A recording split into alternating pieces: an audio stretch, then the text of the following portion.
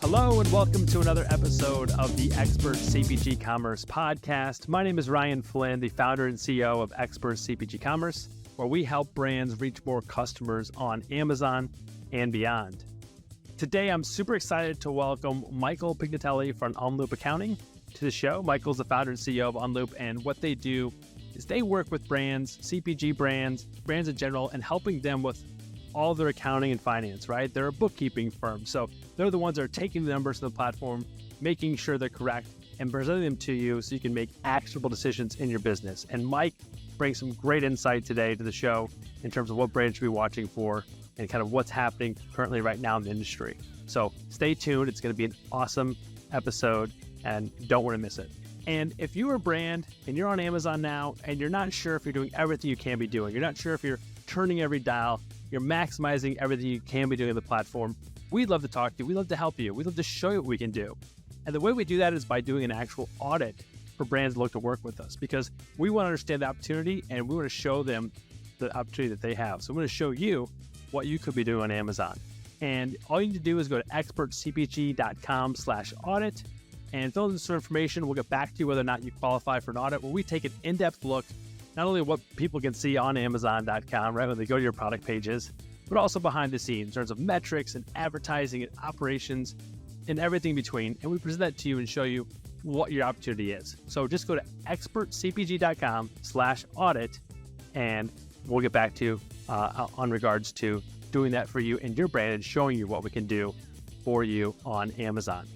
All right, now let's go to Michael and have a great conversation about finance and numbers when it comes to e-commerce.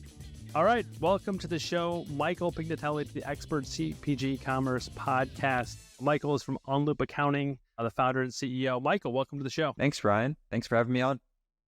Yeah, no, excited to have you. Excited to have a conversation today about all things finance and e-commerce and accounting. And before our listeners and viewers turn everything off, right? It is hopefully packed with nuggets. I know sometimes people think that accounting and finance and e-commerce isn't a sexy topic, but it's vital. It's probably one of those things we know we need to concentrate on, and brands need to concentrate on, and they just don't for a variety of reasons. Yeah. So they stick their head in the sand. So yeah, we're super excited to delve into that world with you today. So first off, Mike, just go ahead and tell us a little bit about yourself. Yeah, thanks, Ryan. So my name is Mike. I am the CEO of OnLoop Accounting. I started my career as the controller of an Amazon business, around $10 million a year. And then my partner and we saw the writing on the wall for this expert accrual accounting service for any inventory business. We mainly work with CPG companies, but any inventory or e-commerce business between 0 and 15 to 20 million a year.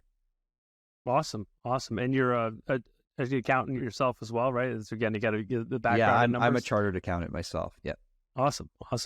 When looking at OnLoop Accounting, when would a brand or a company come to you guys, right? And say, all right, I need help, or help me with my books, or things are a mess. What are the typical ways your companies come and start to engage with you guys? Yeah, everybody's so different, right? Some people from their education or from prior startups or businesses that they've grown or exited know the importance of accounting, and others don't really know how important it is, or they're just kind of bored by it. Like what we said, it's not the most sexy topic out there. Everyone's pretty concerned with marketing, especially in the early stages. So we find some people are even pre-revenue calling OnLoop and hiring us from day one. Those are the folks who know the longer you go without proper accounting and bookkeeping, you're just going to have to deal with that headache later. But we find most people are getting really serious about their accounting and accrual accounting around the $40,000 to $50,000 per month revenue mark. Yeah. I'm curious on that, that point of $40,000, $50,000 a month. Is there something that starts to happen when a brand gets to that size level? Is it because they're just getting bigger, they're putting more attention on things like margins and the finance of it? What is it about that? I'm sure I don't know if you know or can just intrinsically tell when a brand gets to that level. What is it that triggers them? Oh my gosh, I got to figure this out. I think it's when they start to believe in themselves, right? And their business. They're Yeah. Okay, I have something now. Somehow I have $50,000 coming in every month. So yeah, they usually call us around that time, and they have one of 3 accounting problems or bookkeeping problems. So the first one means they have nothing. They only know they're making money from their bank account, their bank statement. So that fear of the unknown is there, right? And that can lead to other things, inability to raise capital, bad profit margins, that kind of thing. The second issue is if like their accounting's there, someone's doing it, whether it's them or a firm, and they're doing it correctly, but it's late, right? Like it's coming in months after, 3 months after, so they can't use that to make decisions. And then the third issue is if it's on time, so somebody's doing their books, they're on time, but they're wrong. So they're getting wrong information that they can't use. If one of those three things are happening, we usually get a call. Normally around the $50K per month mark. Yeah. Awesome. And I know you said something before when we were talking about this, you said something that kind of resonated with me. It's like the longer you wait, the more complex it gets, right? Do you mind just expanding upon that a little bit? Yeah. So obviously we know about like the tax world, right? So Unloop is a bookkeeping firm, right? So we get your books in like perfect order, and then we give them to a tax accountant who does all the filings. There's always that fear. Some people, they're like, I haven't filed my tax returns, and I've been running this business for 5 years, and they have penalties. They have all sorts of things going on with the IRS. So there's that fear, but then there's also like, where do we even start with like getting accurate numbers so we can make better decisions? So if you wait 12 months, it's like, I ordered a batch of inventory 6 months ago. How much did it cost me? How is this going to flow through to cost of goods sold and my profitability? The longer we wait, the harder it gets to achieve this like accurate picture of the financial performance of the company. But it totally makes sense. And obviously, like, you can't make decisions in a good way based on numbers that are either incorrect or old, right? Like, just you're playing with one arm tied behind your back, essentially, because you don't have all the data, you don't have the full picture of what's going on. And I just want to add to that. Sorry, Ryan, but like I find like if somebody calls us like 2 years into the business, we just spend all our time like trying to fix the past, and then we don't have time, or there's no budget to worry about right now. So that's another thing that happens. That's another good point. Not what you want to see, but like it just happens sometimes. You got to do it before you really need it to be planned for the future. You mentioned something a few minutes ago. You mentioned a couple times actually. Talk to us a little bit about, there's two types of accounting, right? There's, and some of our listeners, viewers may know this, some it may be totally foreign to, but there's cash accounting and there's accrual accounting. And it makes sense for some industries to use different kinds. And just a caveat here, and you can expand upon this, is just because how you file your taxes necessarily isn't how you necessarily track your books. Talk to us about a little about accrual accounting and cash accounting, the difference in between those, and then also for e-commerce, like what brands should be using. So this one's tough. Like I don't really knock people for not knowing the difference, because unless you're an accountant yourself or you figured this out, like it's not super easy to understand. But as an inventory business owner, it's incredibly important to follow the accrual accounting system. If you are making large orders and you're warehousing inventory, you have a lot of stuff in stock for a long period of time. But what most people are doing, because they're marketers most of the time, or entrepreneurs without a finance background, they're using the cash basis method of accounting, which means just really money in, less money out. In one simple example, I can tell you how this leads to wrong financial statements. Let's say you purchase, $100,000 of inventory in 2023, but you sell it in 2024. So if we look at the 2023 profit and loss statement, we're going to see a huge expense, inventory expense. Yep. And then in 2024, we'll think, like, oh, we did amazing. We're having an amazing year. We're selling all this inventory, but we don't have any costs. So the proper way to do this in an inventory business using the accrual system would be to put that inventory on the balance sheet as an asset and only flow it through to the profit and loss statement when it's sold through what's called the cost of goods sold account. So it's hard to do this. That's why we exist, right? We help brands do this. Yeah. But it really just requires two things. That's knowing how many units of each of your SKUs you have in stock at any given time, and then knowing the cost of each of those SKUs and keeping them up to date. Harder than it sounds. Yeah, no, it is for sure. But that was a great job simplifying it, right? Because I think everybody can visualize that $100,000 expense from last year when I bought that inventory versus me slowly selling through that $100,000 inventory, maybe over 4 to 6 months or whatever it may be, and then accounting for that expense as it's being sold. The other big thing we've seen, I thought the brands we work with, is then you really get a more true accurate measure of like your per unit economics, right? Because you're factoring in the fees that go along with selling that item, whether it be through Shopify or through Amazon, the fulfillment fees, all that stuff, advertising, how much it costs to acquire a customer, all that stuff happens at the same time as you're accounting for that cost of goods sold that way before. So that's a great point. And when you guys do this, you guys obviously help a lot of different brands, but do you work like in both the kind of the big ones, QuickBooks and Xero? Yeah, we use QuickBooks Online and Xero only at our firm. So they have one of two options. They're great. Some people like Xero a little bit more. Some people are more comfortable with QuickBooks Online.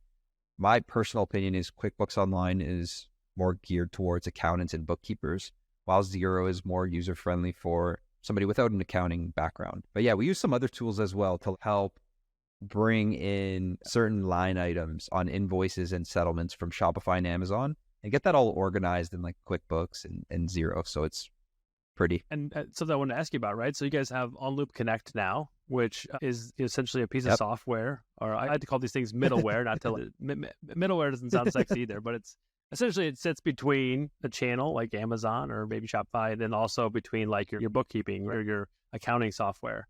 Explain that a little bit how that works. These kind of, in my opinion, these kind of tools are extremely valuable to brands because they make it so much easier. I'm sure they make it easier for accountants too. So explain OnLoop Connect, why somebody should use it, what it is, and how it works. Yeah, so there's actually a lot of tools like OnLoop Connect out there that are great. We built OnLoop Connect because I was getting on calls with so many of these founders who couldn't afford our accounting services yet. Accounting can't be 100% automated yet. Obviously, AI is talked about almost every day in all of our industries, and I don't want to be that person who's like, accounting will never be fully done by AI.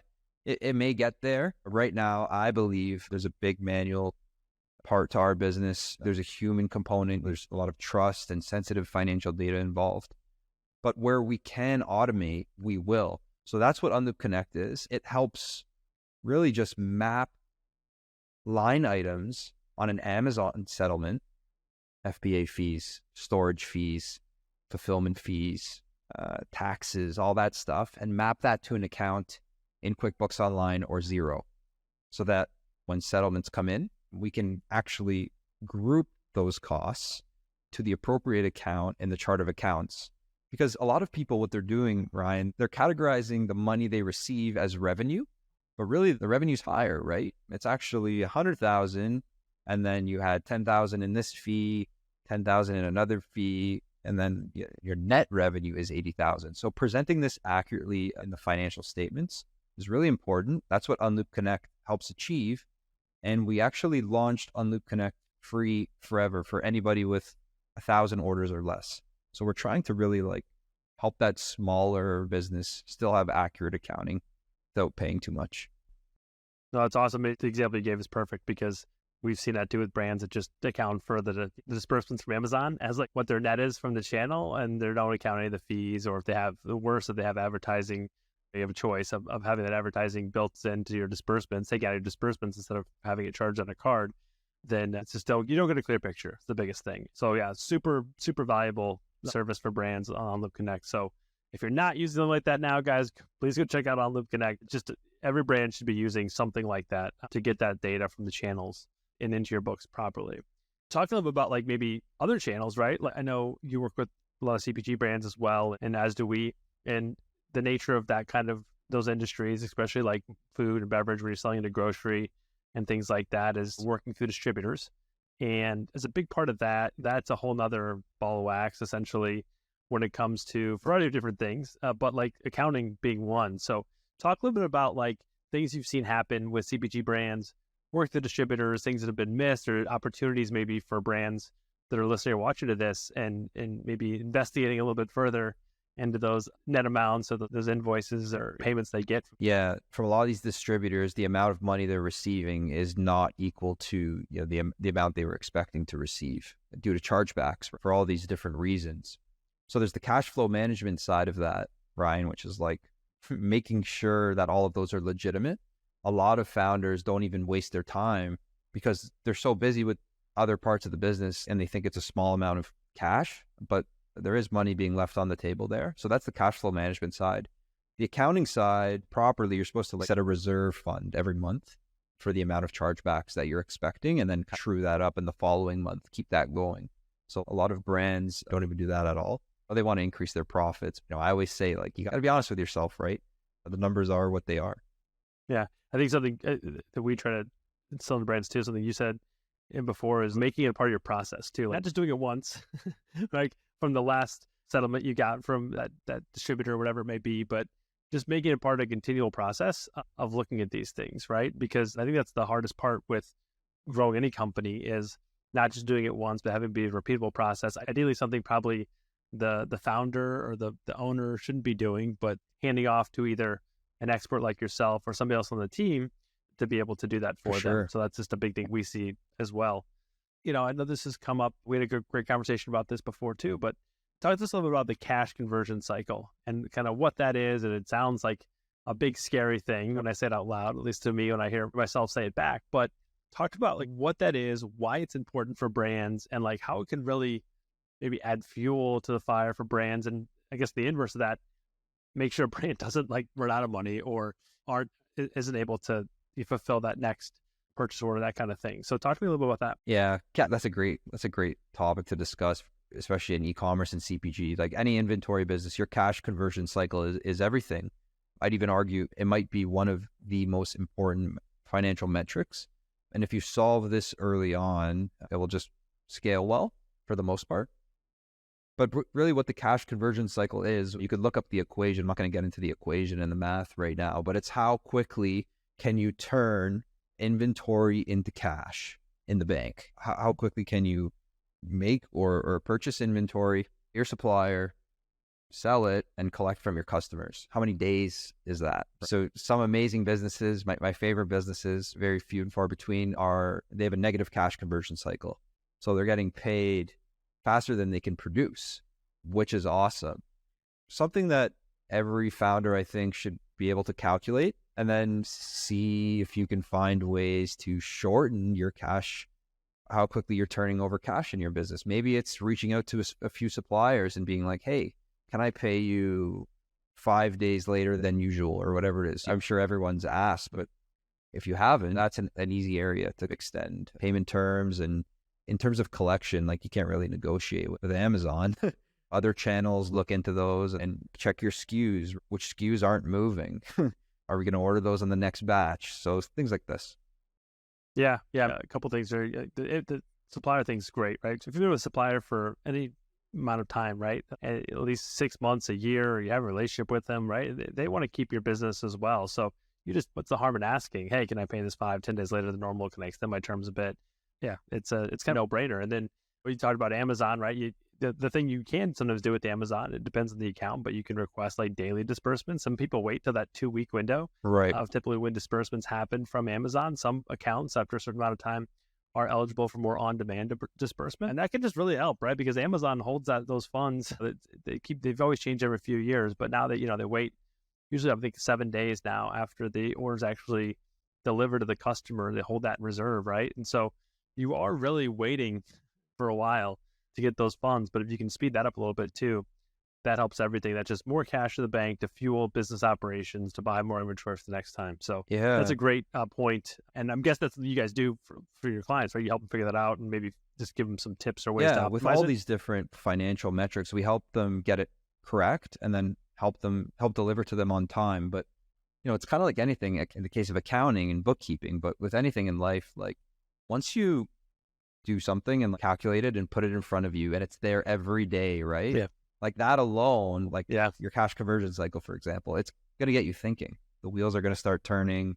How can I turn over inventory quicker?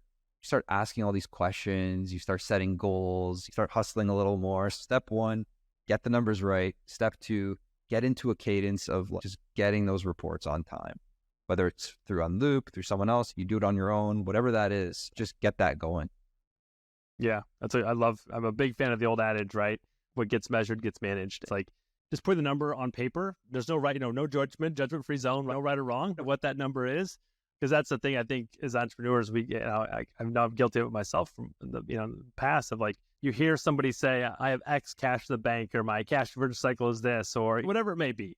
My margins are this. You start to compare yourself to them. And so, my margins are only this, or whatever it may be. Getting out of that mindset of that habit and then just like saying, hey, these are my margins. This is my cash conversion cycle.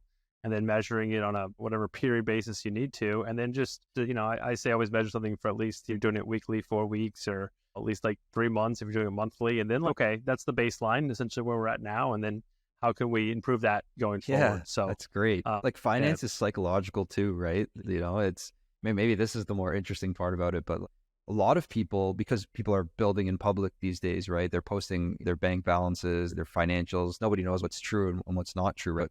People are still comparing themselves to that. So yeah, like I think what you said, get the number, put it in front of you and compare yourself to where you were yesterday. Keep building, keep improving, try to ignore the noise, and good things will definitely come from that. But I also see the flip side. Like I see a lot of our clients, they're ignoring what's in front of them. And other people who aren't our clients, like they're not digging into their numbers because they know something's up. They know something's not good. They know they've been working on this product or this SKU for too long and it's not where it needs to be. So I think some people, you have to know when something's not working and when to cut your losses. My wife tells me this all the time, that I'm very good at turning a blind eye to like certain messes in the house, right? I just like continually walk past it, and it just like I have blinders on. It's like accounting, right? It's the same kind of thing. It's like, hey, I know that part of my books is not right. Something's not good there, but I don't want to look, and I'm just gonna keep going. But yeah, you just gotta confront it. And that's a great point about the psychological part of finance. I think that is a big part of it, right? Doesn't matter if you're negotiating and selling something for $10 on Facebook Marketplace, or you're a hedge fund that's doing billions of dollars. I think a lot of it is psychological on and that kind other of stuff. People, we do their books for them, and then they're not profitable. I think I told you that before, right? Like they think they're making money, and then they're not, and they're like, Mike, what's going on with unlooped service? The numbers are wrong. I do my check, and I'm like, we're getting these from your bank. We're not making up these numbers here. Tough. Yeah, tough conversations to have, but it's how people want to hear, brands want to hear, but someone's just got to break that hard news. I totally agree. So same thing with Amazon all the time. It's like, hey, your margins are actually, when you add in advertising, all the fees, everything, you're not really making money. You're barely making money in this thing, right? So let's adjust there. How can we adjust, right? Based on where you want to go, your overall goals, that kind of thing. So I think it's the same kind of thing with finance. Well, Mike, is there like a company that comes to mind that you guys have worked with in the past that maybe this is considered a success story, like you guys have done a great job for, and maybe because of your work, the company was either able to turn things around, prosper, whatever it may be? Is there a company like that comes to mind? We have a few different cases. Sometimes like a success story isn't always glamorous. Like what I just mentioned, we've got the numbers accurate when they weren't, when everything was a mess. The company realized that they were losing money and they shut things down. So they would see that as terrible, but I would see that as a success story, right? They're not going to be burning money anymore. But then we've also had like, we have no accounting in place. We just got accepted on Shark Tank. Like the episode is set for like 3 months. Can we pull this together? Then they have their numbers correct. They have them in their head. They do the pitch. Some have gone on and got investments from the sharks. Some have not. Those are always cool, the Shark Tank ones. But other than that, it's just really starting from scratch, building something from nothing. When people already come to us with their accounting in place already, and we just kind of piggyback off what the last bookkeeper did, it's a little bit easier, and we can give them some more insights that are inventory and e-commerce specific that help them make decisions. But it's more rewarding for us when like someone comes with a mess or with nothing. And then we can not only build their financial infrastructure from scratch, but like also like there's an educational component. Like now they understand how the business is performing. They can use that information to set goals. Unloop can help them stick to their goals. Why did we miss budget? Why did we do better this month than last month? Like digging in. So that's always like super rewarding. And yeah, those are some success stories. But yeah, most of these companies they're all inventory businesses, but we have a lot of success with CPG companies. Yeah, that's awesome. Great. Quick, just talking about, what's happening now in the industry, or what's on the forefront of when you talk about the intersection of, CPG and e-commerce and finance, right? Talk about some either recent changes that kind of affected things, or where things are at today, and maybe some trends as we go forward here in the next year or two. Yeah. So cash is a big problem for a lot of people right now. People's cash conversion cycle, it's taking them too long to get money in the bank. And then who's funding the business operations during that timing lag, right? It's very expensive, and it's also difficult to find capital right now. So that's one challenge. And then another one is marketing, which I find interesting. Like I see a lot of founders with incredible products. Like they've proven the concept, They have customers, but I feel like they're always A/B testing different things, different marketing channels, and it's expensive to test. Right? So just like extending their reach, and when is that marketing budget going to run out from a cash perspective? Those two issues are linked. Ever since that iOS update thingy, I'm an accountant, so I'm not super into it, like maybe like you, but yeah, it just seems like back then, like these clients I have right now, they would be killing it. They would be thriving right now, but today, not really. Like our best clients are like there's like engineering, there's like tons of like startup capital involved in product development. Like these are like home run products. Like I can't mention their names, but it's like those are the people that are doing well, where like most of the growth is done organically. You're right. Taking away the tracking cookies with that iOS update and not being able to target and retarget the right folks, really, it was like a huge, just essentially cut a lot of brands to the knees, and having to recapitalize some of those ad dollars to the right platforms, or there's no right or wrong, but to the platforms maybe are converting the ad dollars and go a little farther. We see it a lot with Amazon, right? Because I always tell this to our team and to brands, like Amazon's a place where people are out there looking for a product and have an intent to buy, right? Like you're not scrolling through your Instagram feed and being disrupted with an ad, which is a much tougher sell, right? Like they're on Amazon to buy. Yes, it's competitive. Yes, it can cost a lot, but man, your conversion rate is like so much higher. Yeah, I always say too, you got to meet the customers where they are. If they're on Amazon looking for you, you got to play in that space. If you're not, competitors are going to be, right? They're going to be bidding on those same spots. So yeah. Well, Mike, there's been an awesome conversation, but a couple things before we wrap up. Like, I'd love to hear like what your opinion is. I love asking guests this question about like just resources. Like, where do you like to spend your time learning, whether it be books, podcasts, publications, newsletters, communities, whatever it may be. Like, where do you like to know what's going on in the industry, and where do you find value in that? I spend most of my time on LinkedIn. Like I'm always networking and connecting with others on LinkedIn. In terms of like communities, I spend some time in the food bevy community. Jordan Buckner is great. He has a great podcast as well. I've been on there too, and that was fun. Those two things, and then just like connecting with our clients too, trying to build that relationship with them. But yeah, that's really where I spend most of my time. Yeah, communities is a great one that I've had somebody mention before, but like that's really where you can have those kind of candid conversations, right? Where you're all part of the same ecosystem, and whether you're talking to a brand or a co-packer or an accountant, right? You can start to hear some trends from maybe their industry or what's happening in their part of their world, right? And then you can extrapolate that with things you're experiencing and things you're hearing from other places. And so I'm a huge proponent also of communities and have been for a long time. So that's a great one. Yeah. That's a great tip. So yeah, check out the food bevy if the community like owner is like really strict about who they accept into the community and it's only experts in the field, like once you get in there, it's all experts from so many different, there's just so much knowledge there. Like you could ask anything to the general channel, and if it's in Slack, and you'll have like 5 different answers in a minute, right? Where are you going to get that? So pretty cool. Yeah. It's great also for like, what software should I use with providers? Just all that kind of questions too. And it's bam, like you get instantly 5 or 10 honest assessments of something real quick. That's great. Yeah.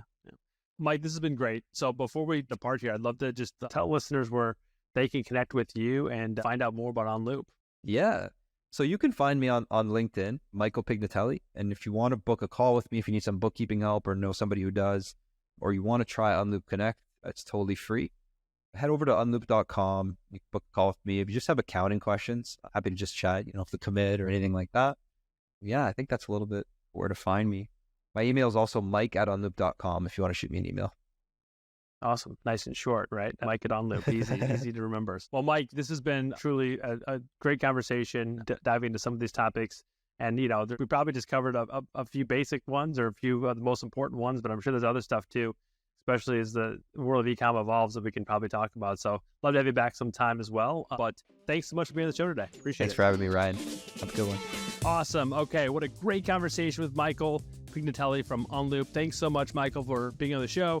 And please connect with him, follow him, book a call with him. Talk to him about your finance and accounting situation, whether you work with a bookkeeper now and you're maybe not sure if you're getting all the services you can be, or you're at that stage where you're like, hey, we really need to figure this out and understand these numbers. Talk to Michael. Great guy, great service they provide over there at OnLoop as well. And also, if you're getting value from this podcast, we would love for you to help it by just leaving us a rating, review, subscribing to the podcast, giving a thumbs up on YouTube, all the fun stuff that every single podcast, YouTube video asks you to do. Please do that. We do really appreciate it. It does help grow the show. And, if you like this episode and think it would resonate with somebody else in the industry, please send it to them as well. So that's all we can ask. So thanks for tuning in. We really appreciate it. And we'll see you on the next episode of the Expert CPG Commerce Podcast.